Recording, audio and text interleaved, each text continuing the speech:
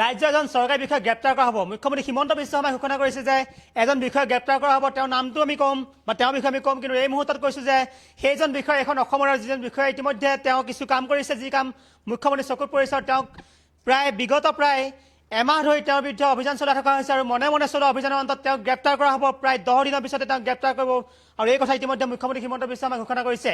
কোন এজন বিষয়া এই মুহূৰ্তত সবিশেষ জনাম। এই মুহূৰ্তত দিছোঁ এটা গুৰুত্বপূৰ্ণ খবৰ, যিহেতু দিনটো আটাইতকৈ ডাঙৰ খবৰ। মুখ্যমন্ত্ৰী হিমন্ত বিশ্ব শৰ্মাই ঘোষণা কৰিছে এগৰাকী চৰকাৰী বিষয়াক গ্ৰেপ্তাৰ কৰা হ'ব, শীঘ্ৰে কৰা হ'ব গ্ৰেপ্তাৰ কৰিম বুলি ইংগিত দিলে মুখ্যমন্ত্ৰী হিমন্ত বিশ্ব শৰ্মাই।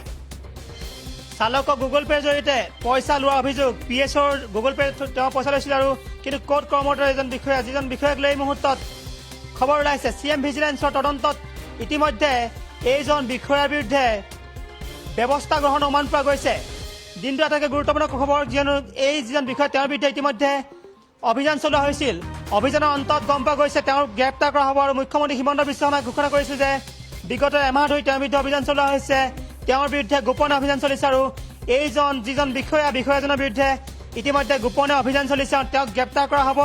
যিজন বিষয়াৰ PSO আছে, যিজন বিষয়াৰ ড্ৰাইভাৰ বা চালক আছে আৰু সেই PSO আৰু চালকৰ গুগল পেৰ জৰিয়তে বিষয়াগৰাকীয়ে টকা সংগ্ৰহ কৰে আৰু কৰোনাৰে টকা তেওঁ চপুৱাতে চপাইছিল আৰু এই ঘটনা ইতিমধ্যে পোহৰলৈ আহিছে আৰু মুখ্যমন্ত্ৰী হিমন্ত বিশ্ব শৰ্মাই ইতিমধ্যে CM ভিজিলেন্স লগাইছে তেওঁৰ বিৰুদ্ধে আৰু CM ভিজিলেন্সে ইতিমধ্যে অভিযান আৰম্ভ কৰিছে, তদন্ত কৰিছে।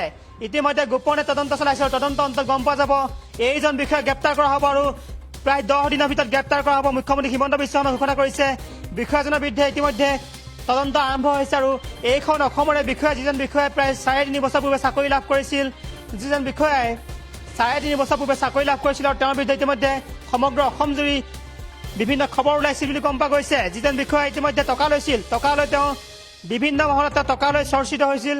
যিজন বিষয়াই টকা লৈ তেওঁ টকা চপাইছিল আৰু সেই টকা তেওঁ PSO আৰু তেওঁৰ ড্ৰাইভাৰ জৰিয়তে লাভ কৰিছিল। এইজন বিষয়াৰ বিৰুদ্ধে ব্যৱস্থা গ্ৰহণ কৰিছে মুখ্যমন্ত্ৰী হিমন্ত বিশ্ব শৰ্মা চৰকাৰে আৰু সেই কি ব্যৱস্থা সেয়া গম পোৱা যাব। ব্যৱস্থা গ্ৰহণৰ কাম আৰম্ভ হৈছে, ব্যৱস্থা গ্ৰহণ কৰিছে। তেওঁৰ বিৰুদ্ধে গোপনে প্ৰায় এমাহ ধৰি অভিযান চলাই থকা হৈছে, তদন্ত চলাই থকা হৈছে আৰু প্ৰায় 10 দিনৰ ভিতৰত তেওঁক গ্ৰেপ্তাৰ কৰা হ'ব। মুখ্যমন্ত্ৰী হিমন্ত বিশ্ব শৰ্মাই সদৰি কৰা অনুসৰি এইজন বিষয়াই, মই পুনৰ কৈছোঁ, তেওঁ PSO আৰু চালকৰ গুগল পেৰ জৰিয়তে তেওঁ টকা লাভ কৰিছিল, টকা তেওঁ লৈছিল। যি টকা লাভ কৰি এই বিষয়াজনে বিভিন্ন ধৰণে তেওঁৰ নাম চৰ্চালৈ আহিছে আৰু এই তথ্য লাভ কৰি মুখ্যমন্ত্ৰী হিমন্ত বিশ্ব শৰ্মাই তেওঁৰ বিৰুদ্ধে গোপনে তদন্ত চলাইছিল আৰু এই মুহূৰ্তত মুখ্যমন্ত্ৰীয়ে কি কৈছিল বা বিষয়াজননো কোন সেয়া শুনাম।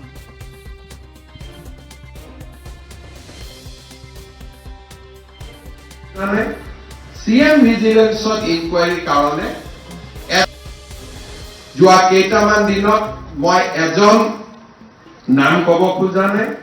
CM ভিজিলেন্সত ইনকুৱাৰীৰ কাৰণে এজন পাৰ্টিকুলাৰ অফিচাৰক যোৱা এমাহত আমি ট্ৰেক কৰি আছো আৰু অফিচাৰজনৰ লগত কথা বতৰা পাতিলে বুজো যে তেওঁৰ ড্ৰাইভাৰৰ গুগল পে, PSৰ গুগল পে, এইবিলাকৰ জৰিয়তে টকা পইচা সংগ্ৰহ কৰা এটা কাৰ্টেল তেওঁলোকে নিৰ্মাণ কৰিলে। যেতিয়া আমি বিষয়াজনক গ্ৰেপ্তাৰ কৰিম বা নিলম্বিত কৰিম, আপোনালোকে নামটো গম পাব, মই আজি বুজা নাই।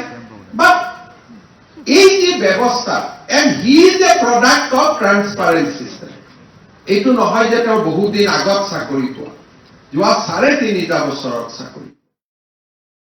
যিকোনো খবৰৰ বাবে যোগাযোগ কৰক 7099017330 লগতে 7099017110 নম্বৰত।